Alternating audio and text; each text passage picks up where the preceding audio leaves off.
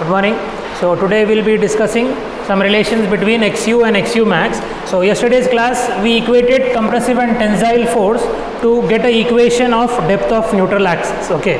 So XU is depth of neutral axis. Formula is 0.87 Fi AST by 0.36 FCKB. This we got by equating these two equations, and also we have one more equation, that is XU max. Okay, which means maximum depth of neutral axis. So this is given by this formula 0.0035 by Fi by 1.15 S plus 0.055 multiplied by D. Yesterday I told you that this formula is independent of area of reinforcement, comma, grade of concrete and breadth of beam. Of course, these factors will change the neutral axis. Why? Because using this formula, you will get actual depth of neutral axis, where the neutral axis will lie. Okay.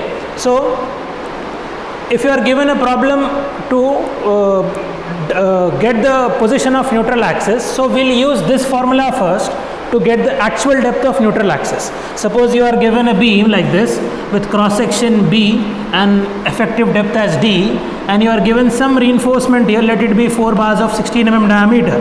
Whenever reinforcement is given, this is a type of problem in which you need to analyze and see how much moment it can carry. Okay. Generally in this first unit you will learn two types of problems. One are called as analysis problems and one will be design problems. Analysis problem means breadth, depth, AST. All these values are given to you. Means it is already designed. Now you need to compute what is moment of resistance for this beam. Yesterday we have defined this moment of resistance also. It is defined as capacity of section. So all these values, once they are given to you, you need to compute what? Moment of resistance. Similarly, one more type of problems will be, you will be given span, you will be given loading. You need to decide what B you require, what D you require, what reinforcement you require. These are the problems of design. Okay, design, these are computation of a moment of resistance will be analysis type of problems. These two types of problems generally we come across in first unit. Okay, so we'll determine first what is depth of neutral axis. So basically, based on these relations, we have defined some sections. We have some types of sections. Okay, some types of sections are defined based on the relation of XU and XU max. Suppose actual depth of neutral axis is equal to the maximum depth of neutral axis. Okay, suppose both these are equal. So section is defined as balanced section. Section is defined as balanced section. So what is the advantage of balanced section is, balanced section is a type of section in which the concrete in the tension zone as well as the steel in the tension zone both will fail simultaneously. Okay, whenever this condition happens, XU is equal to XU max. Whatever reinforcement you have in the tension zone and whatever concrete you have in the tension zone, both will fail simultaneously. Both of tension only. We are not talking of compression. Okay, the concrete in the concrete of the beam or concrete present here and the steel reinforcement will fail simultaneously. Okay, so these sections are called as balanced section. But can you think this is possible? Why? Because steel has got very good tensile strength than compared to concrete, right? Steel is very strong than concrete. So this type of sections are only theoretical. They are not practical. Okay, next is XU less than XU max. Okay, now let this be the depth of maximum depth of neutral axis. Your XU is lying somewhere here. Okay, XU is above this line. So in this case, it happens is, this is called as under reinforced section.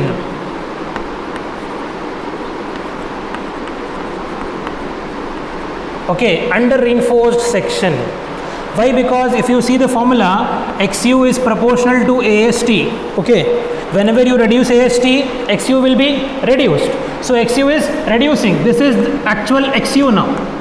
actual depth of neutral axis. This is maximum depth of neutral axis. Okay. So this is called as under reinforced section. Now see the importance of this section. This section is very important. Okay. What happens actually here is you are providing less reinforcement. So which will fail first? Steel will fail first. Steel has started yielding now. Failing means not breaking into two pieces. How the steel will start to fail? It will start yielding, because steel is a ductile material. It will not break like a glass. Okay, it will start yielding. Once yielding has started, it means the steel has failed. Okay, but whereas the concrete present is still intact. Okay, we are providing less reinforcement, we got less depth of neutral axis. So steel failure started first. Now concrete is still intact, it isn't failing first. Okay, now in this condition what happens is the concrete is stable and intact, whereas steel has yielded, so it develops a crack in concrete. Concrete is a brittle material, steel has started yielding. Okay, some change in length is happening, means concrete is a brittle material, it will give you a crack. But whose failure is first? Steel. Okay, so in this case what happens is steel failure is prior to concrete. Okay, steel failure is prior to concrete, or write like this: failure of steel is prior to concrete.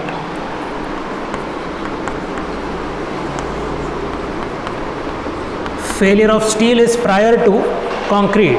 Okay, now what this will give? This will lead to cracking of concrete. Whenever you want to design, you should know how it fails, then only you can design. Okay, so failure of steel is prior to failure of concrete, which has led to crack in concrete. Now next type of section, I hope this is also visible. Next type of section is XU more than XU max. Means you are providing more reinforcement in the beam. Okay, here we have provided equal reinforcement, here less reinforcement, here more reinforcement you are providing. Okay, whenever you are providing more reinforcement, area of concrete is reduced, right? Okay, B and D are fixed, you are inserting more number of bars there. What happens is area of concrete reduces. So failure of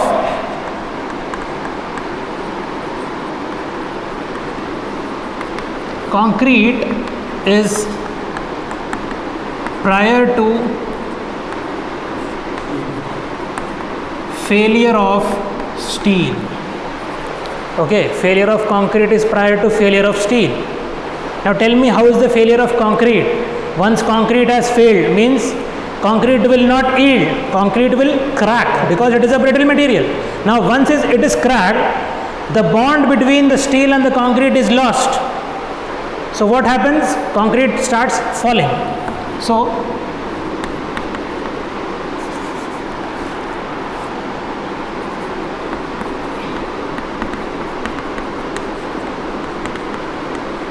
brittle failure. Okay, XU more than XU max, it is called as over reinforced section. The terms and will explain you what does this they mean. Okay, over reinforced means providing more reinforcement. Under reinforced, providing less reinforcement. Balanced, providing equal reinforcement, which is completely theoretical. Now tell me which sections are to be designed, which section you should design. Why under reinforced? You have less reinforcement here. This you are providing more reinforcement means strong material. Okay, strong material you are providing more. Strong material is steel, you are providing more steel. Then what is the disadvantage of over reinforced? Is it has brittle failure. Concrete, once it starts failing, it's fall. Okay, it falls. Okay, so this is a type of sudden failure. Sudden failure, whereas this will be gradual failure. Okay, gradual failure means what is happening here? Steel has started yielding, cracks will develop in concrete, but it is not failing. Okay, the cracks will start propagating, so that if this beam is failing, suppose it is under reinforced, right? So some cracks are seen in concrete. Now what you will do, you can empty the room first. Why? Because you have seen the beam failure. But here what is happening? Concrete is failing first. Means without giving any signs, the beam will fall on you. Okay, whereas the steel will remain intact there itself. Steel will be still lying at position, but the concrete has fallen. Okay, so this is the advantage of we need to design under reinforced section. But practically, theoretically, they say we need to design only balanced section, but this is not possible. Okay, why this is not possible, we'll see when we are solving the problems. Okay, why the balanced sections are not possible. So under reinforced sections are to be designed. Pause karo. So next is, we'll solve one problem on this, so that you will be able to design, you will be able to decide what type of sections you come across. Okay, so take a problem.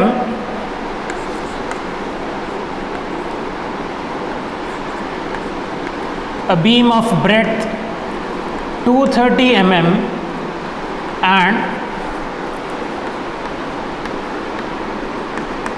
effective depth 300 mm is reinforced with 2 bars of 12 mm diameter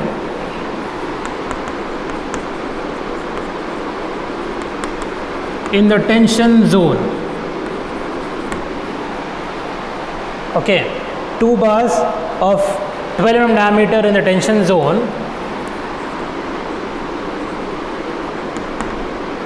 Classify the section, use M20 grade of concrete and Fe 415 grade of steel.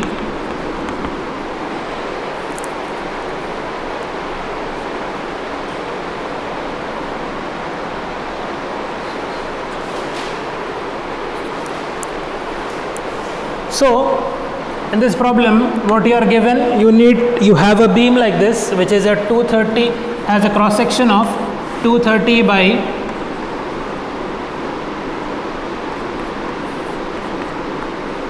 300 mm. Always remember, read the problem carefully. What depth and what breadths are mentioned to you. Okay, whenever it is mentioned overall depth, you need to calculate effective depth. Why? Because all the problems will involve only effective depth. Overall depth is not involved anywhere. Okay, calculation for beams will involve only effective depth. I will tell you how to calculate effective depth when overall depth is given to you. Okay, so what do you mean by effective depth? It is the depth it is the distance from top compression fiber to the center of tensile reinforcement. Okay, somewhere here tensile reinforcement bars are provided like this. These are 2 bars, right? So these are 2 bars of 12 mm diameter. 2 bars are being provided. Now you need to classify the section. How is section classified? Section is classified based on actual depth of neutral axis and maximum depth of neutral axis. Both the formulas you have, XU is equal to 0.87 Fy AST divided by 0.36 FCK B. So substituting in this formula 0.87. What is Fy? Fy is grade of reinforcement 415 multiplied by grade of reinforcement 415. Next is area of reinforcement. How many bars you have? 2 bars you have of 12 mm diameter. So area of each bar will be pi by 4 12 square. So you have 2 bars, 2 into pi by 4 into 12 square. Okay, divided by 0.36 FCK, grade of concrete 20 multiplied by 230. Please tell me the answer.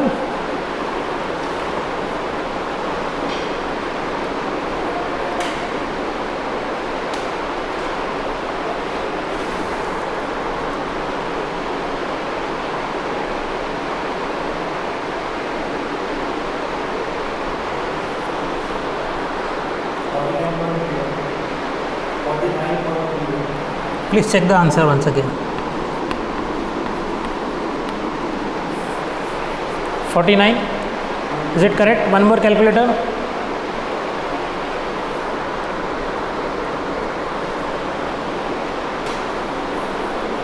Possible. We got actual depth of neutral axis XU, which is equal to 49.32.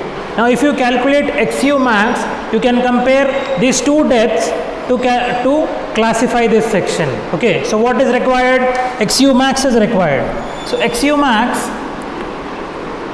is equal to, you have a formula 0.0035 divided by Fi by 1.15 ES plus 0.0055 multiplied by D. Okay, now substitute in this formula all the values you have. Fi is 415, ES is Young's modulus of steel, which is 2 10 to the power of 5, 0.0035 whole divided by 415 divided by 1.15 into 2 10 power 5 Young's modulus of steel plus 0.0055, this multiplied by 300. So tell me what is the answer for XU max.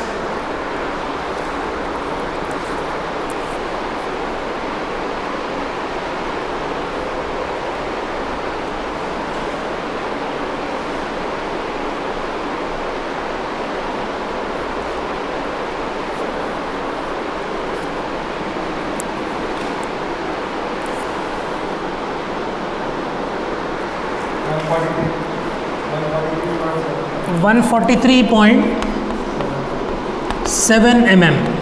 Okay, so this is what maximum depth of neutral axis. Now here what is happening? XU is less than XU max. Okay, XU is less than XU max. So it is a type of under reinforced section. Under reinforced section. Okay. Now do one thing. For a similar problem you solve by taking 3 bars of 20 mm diameter. Okay, 3 bars of 20 mm diameter if you are taking, how much is XU now? So the problem will change just here. It will be pi by 4 into 20 square.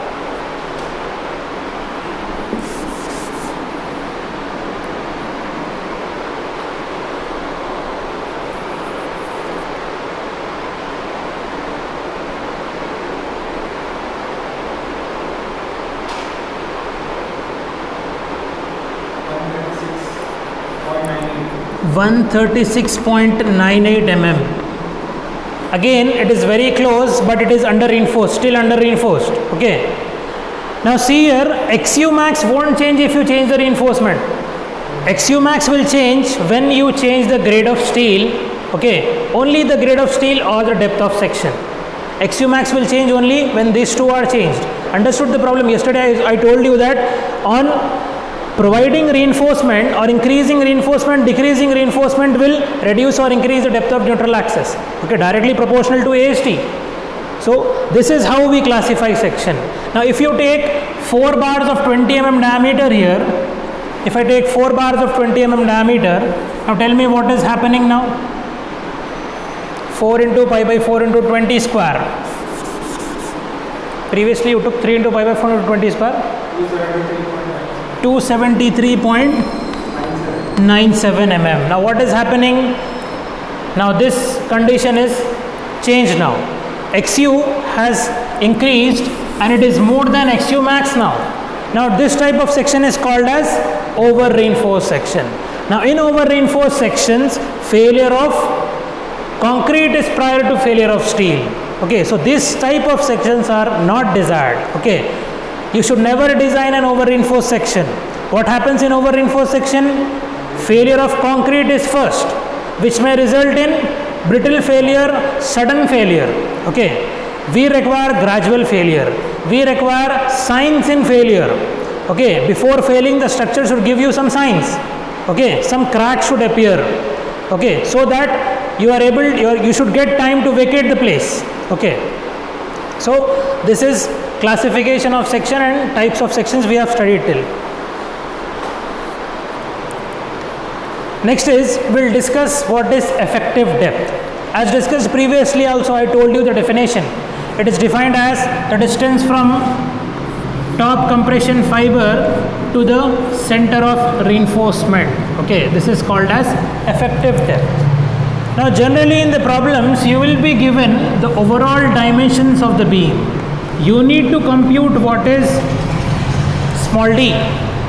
Okay, small d is called as effective depth. You will be given capital B and capital D, which are overall dimensions of the beam. Now you need to compute what small d. So how to compute small d is, small d is equal to overall depth minus clear cover. Clear cover, or it is also called as nominal cover, minus diameter by 2. Okay, diameter of bars provided in tension, diameters of bar provided in tension. I'll write phi t here. Okay, dia of bars provided in tension. Okay, so this will be, this formula will give you what is overall effective depth of beam. Now let us assume one problem. Let this be 230, let this be 400. Okay, now you are given overall dimensions. You need to compute what? Effective depth. So this will be 400 minus clear cover or nominal cover. There is one table given in IS 456. One table is given. I'll let you know the number of what is the table number. So there, based on the conditions, exposure conditions, clear cover is defined. So in that table you will find three types of exposure conditions: moderate, severe and extreme conditions. Okay, so generally Hyderabad will lie in moderate conditions. We don't have any sea coast around. Okay, so we don't have any sulfur or any salts in an environment. So corrosion of reinforcement is generally less in Hyderabad than compared to Chennai, where sulfur attacks is more commonly seen in concrete. Okay, so for moderate conditions,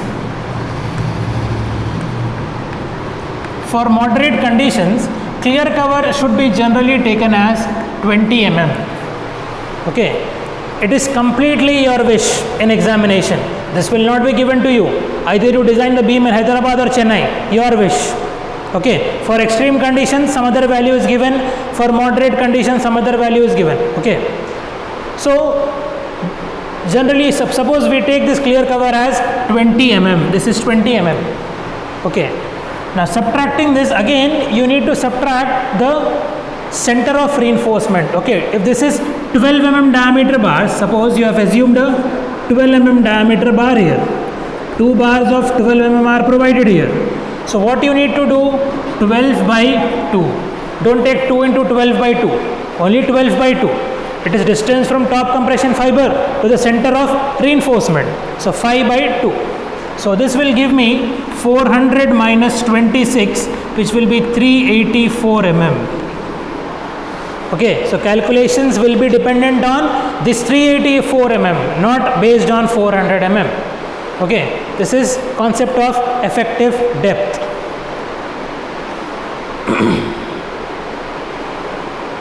Sorry, this will be 374.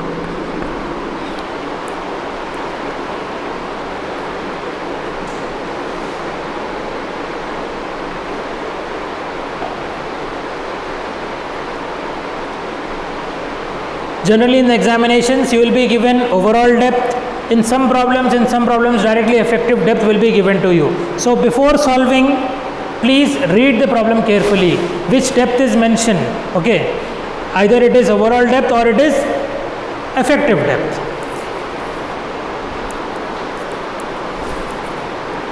Next we have is classification of section. Again we have discussed one type of classification, right, that is based on XU and XU max, okay, where if you compute XU and XU max, you will be classifying sections that is under enforced, over enforced and balance section.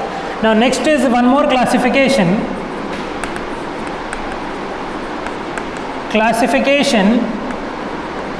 based on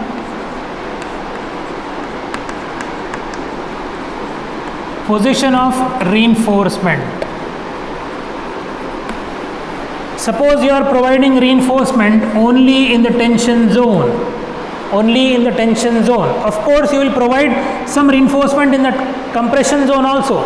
Why? Because you need to tie one lateral tie like this, or a shear reinforcement should be provided like this. This is called as stirrup. Okay, this is called as stirrup. So to tie this stirrup, you need 2 bars here.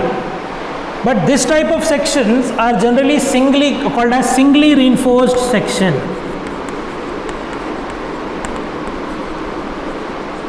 Singly reinforced section. What happens here is moment of resistance, means capacity of section, is generally less than moment applied. Okay, sorry, this is more. Capacity of section is more than the moment applied. Suppose you have a section capacity of 200 kilonewton meter and the moment applied is just 100 kilonewton meter. At this point of time, you don't require any reinforcement at top. Only whatever reinforcement you require, you provided only the bottom tension zone. So this type of sections are called as singly reinforced section. Now what happens next? MR will be less than M. Okay, MR will be less than M, means capacity of section is less compared to the load applied on the section. Suppose this is 140 and the load applied is 200 kilonewton meter is the moment applied. So what happens here is you need to provide some reinforcement at top,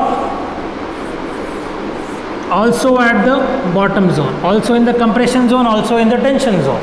So these type of sections are called as doubly reinforced section. Doubly reinforced section.